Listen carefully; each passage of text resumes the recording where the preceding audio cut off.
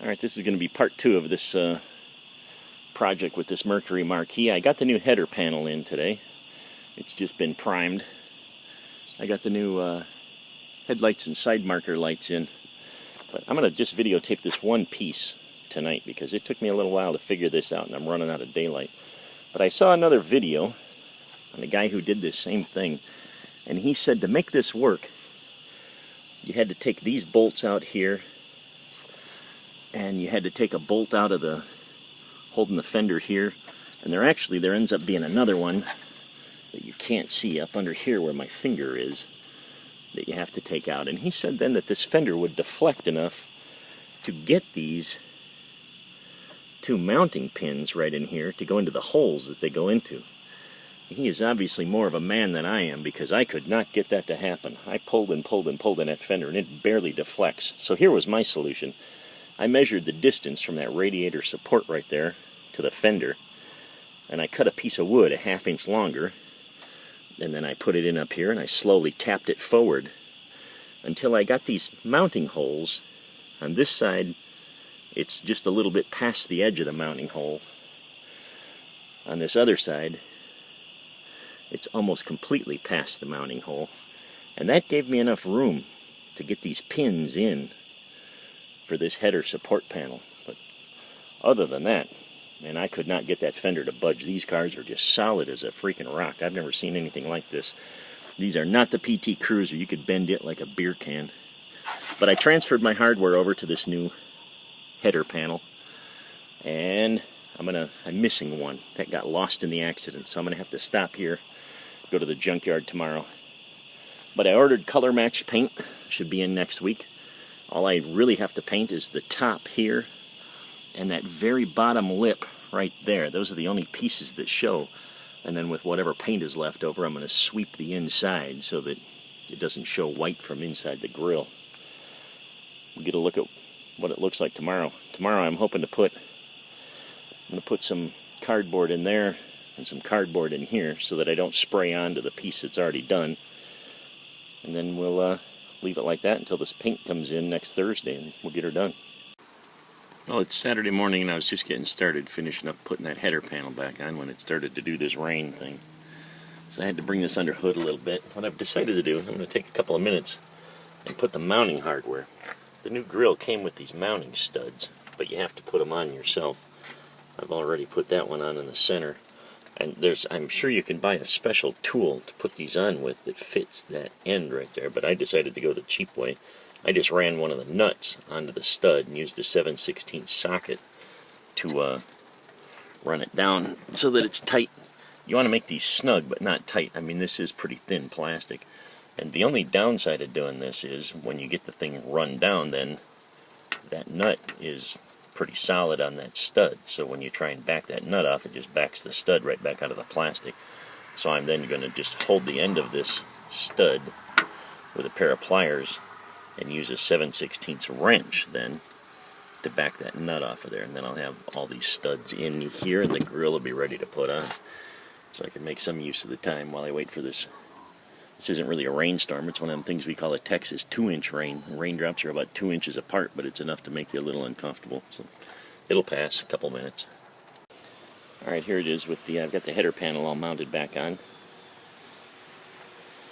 Curiously enough, I did not end up with any bolts left over, which I don't really know what that means. I've got an entire garage full of the bolts that were left over from projects that I've done. But every bolt went back where it belongs. But I'm going to show you, this is a cautionary tale for people that are cheap bastards like me. This is kind of the thing you end up having to deal with from time to time. This is the OEM part. This is the header panel that the guy ran into a deer with and busted off of there.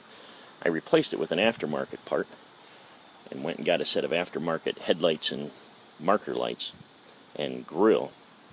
And I got a couple of different problems. I could not get, for the life of me, I could not get this headlight to fit into the header panel. The marker light fit, but it didn't fit well, but it does fit. I could not get this headlight to go in. So I went back to the original, and there was a good headlight on this side. I pulled off this little mounting screw off the original headlight to try and see if I could figure out what was going on. And there's a couple of things going on. These holes that are in the aftermarket part aren't anywhere near big enough. You have to force this in there. On the original, the hole has about 20 thousandths play on it.